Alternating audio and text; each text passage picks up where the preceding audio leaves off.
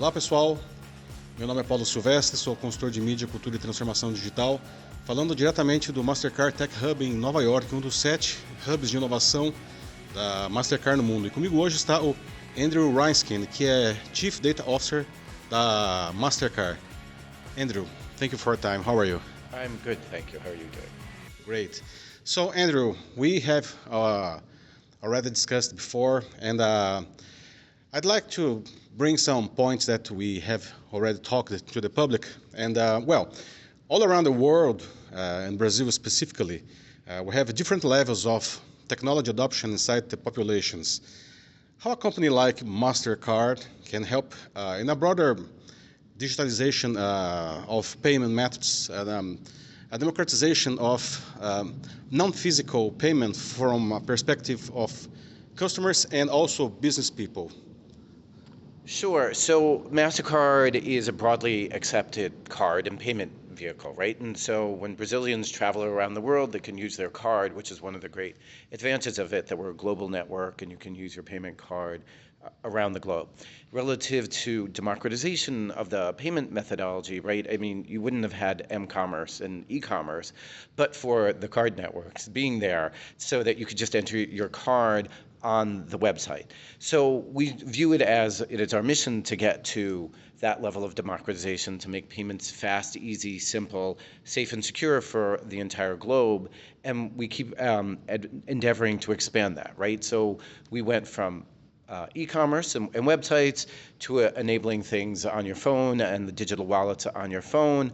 As if you've probably experienced in New York, if you've tried it, you can actually use it at the turnstiles just from your phone. So it's a very cool, immediate experience. It's very nice. You don't have to buy a MetroCard anymore. So we view that as part and parcel of what we do on a daily business to democratize the use and expand the use, right? Vending machines is another example of where we've expanded use of it so that you could just use your card everywhere. You don't have to carry cash. You don't have to worry about ATMs. You don't have to worry about all the loose change going off in security machines. So that's just part and parcel of what we do on a regular basis.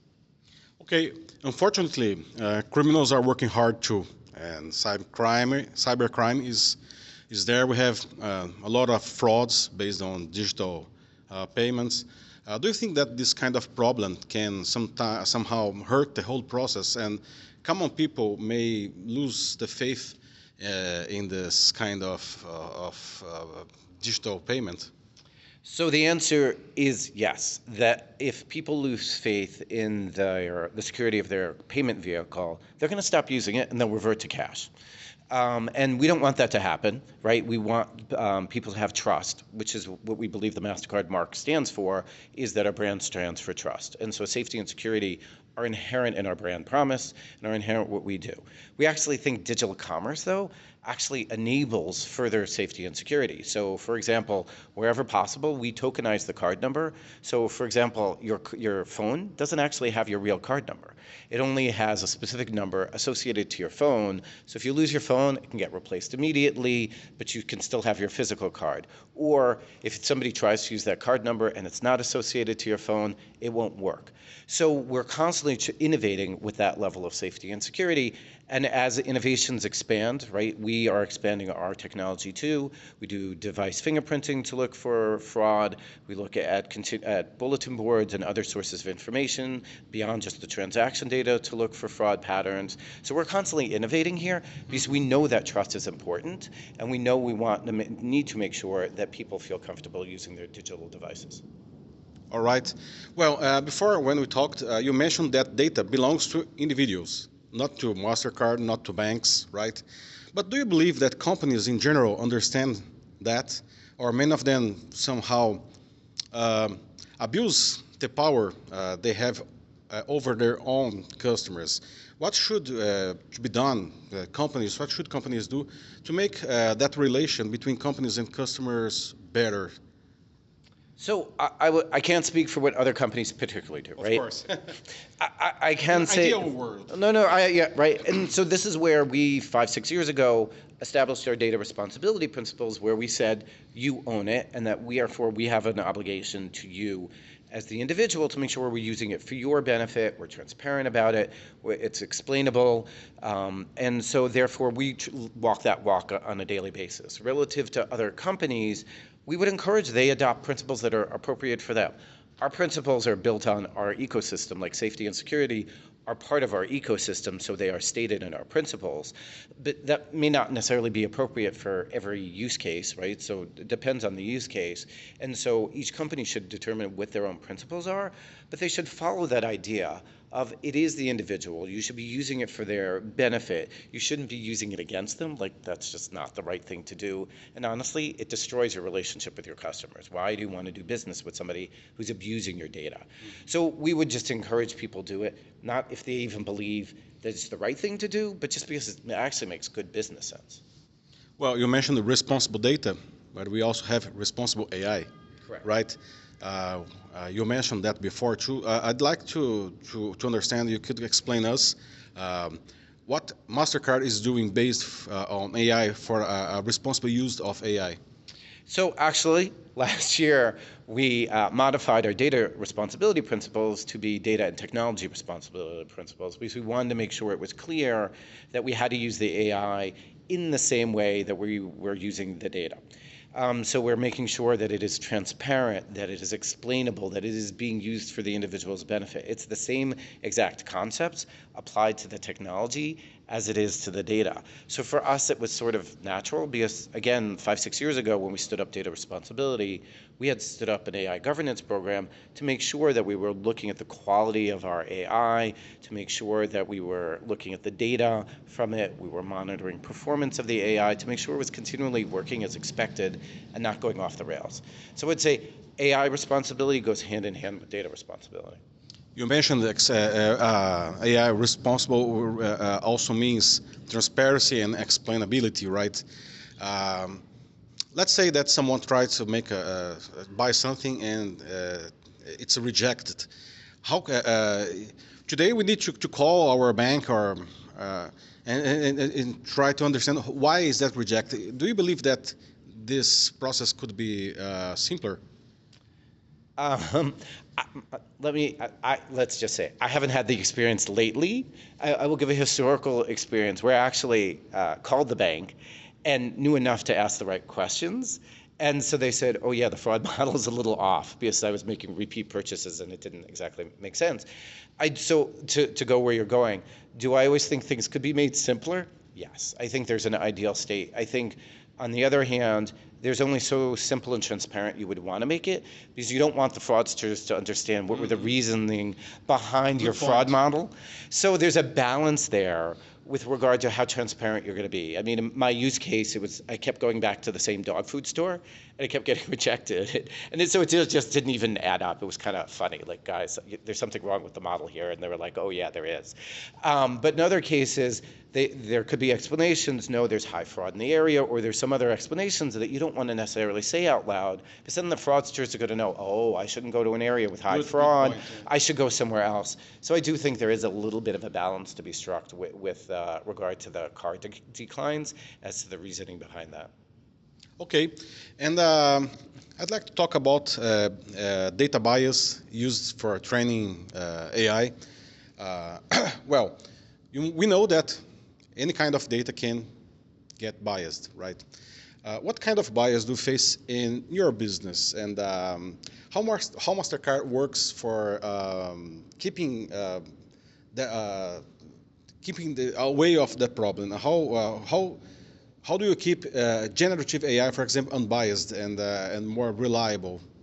Okay, so I will start with our baseline data asset, which, just to be clear, is we don't know who anybody is. I have your card number, the date, time of the transaction, the amount of the transaction, and where the transaction took place. But I don't know your address, I don't know your name, I don't know your ethnicity, I have none of that. And so therefore, for us, it's hard to measure bias in many ways because I don't have that you're male, just as an easy example. And so what we do know, though, is that the population who has debit cards tends to be different than the population who has credit cards, because credit cards means you have a credit file and that you've passed certain tests of underwriting for the banks. So we're aware of those population differences, and so we have to look at the use case. Does that population difference make a difference And in card fraud, not necessarily, because it's only the card holders who are using the cards. And so that's the population I'm serving anyway. But if, again, I'm using the data to provide insights to a governmental entity, I want them to understand, hi, here are potential biases on my data. Please, before you use the outputs from this, and before you actually take action and spend government resources on it, please take these other measures to compensate for where I believe there might be bias here, and or please give me your data assets to help me analyze my own bias, right? We were more than happy to partner with whether it's a bank or a government in helping with their analysis to try to avoid that bias. When we get to generative AI, right now, there are some, I would say, qualitative tests to determine bias, but not great quantitative tests that we're used to on how you actually look for bias. Because you can't say 50% of the numbers came out as positive for women and 50% for men. That's just not how generative AI provides its answers. And so it's harder to actually look for that. So right now where we are is very limited cases where generative AI is exposed to the public. Instead, we're exposing it to our banks and to other players within our ecosystem, because then we know we have responsible players on the other side, and that we instruct them and we have conversations with them to say, hi, here are potential concerns, here's how we're monitoring for it, please make sure your people are looking for these kinds of issues. We're educating our own employees the same way so that they're aware of it and they look for it. Because honestly, generative AI will get better with the feedback loops. And so we want those feedback loops to produce a better product, but we also want those feedback loops to ensure that it is safe, secure, and that we're avoiding the bias. Okay. Still in this topic, how do you see that biased data can create some sort of algorithm discrimination in populations? And how to prevent that? What kind of problem that this algorithm discrimination could inflict to people? Well, I will use U.S. history as an example, right? Okay. And I know it's not just U.S. history, right? It had been the banks, for underwriting purposes, drew red lines on maps and said because these demographics had lower socioeconomics, we were not going to lend in those areas, and they just drew a red line, right? And that's why we call it redlining, because they said we're not going to go loan for houses in those areas. So we know analytics can result in those kind of biases, right? Kind of like if I said we're not going to accept cards in high fraud areas, that probably will have a negative impact, because where's there high crime, there tends to be higher crime in poorer areas. But I don't want to not serve people with lower incomes, right? I still want to include them in the financial system. So those are the kinds of harms that we're mindful of, and we want to make sure we're not falling into them. And so instead, if there's a high crime area, what can we do to reduce fraud? Those are the kinds of things we're looking at. Why is there higher crime? Oh, well, because you're not using the latest safety and security means, or maybe you should do some additional verification step that we can enable at the terminal, right? Or with e-commerce, here are some extra things of authentication services and identity services we can layer onto it. So when we're looking at where the fraud is in those ecosystems and the potential harms in the ecosystems, we try to find what's the right solution for that. Because, for example, for a marketing use case, that you get maybe the wrong dress that's not your size, right? Okay, the harm is completely different than if your card keeps getting declined. And therefore, what we're going to do and the solutions we will offer will be very different, and the monitoring that we would offer would be very different to address the potential harm.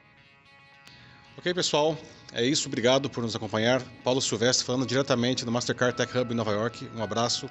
Tchau, tchau.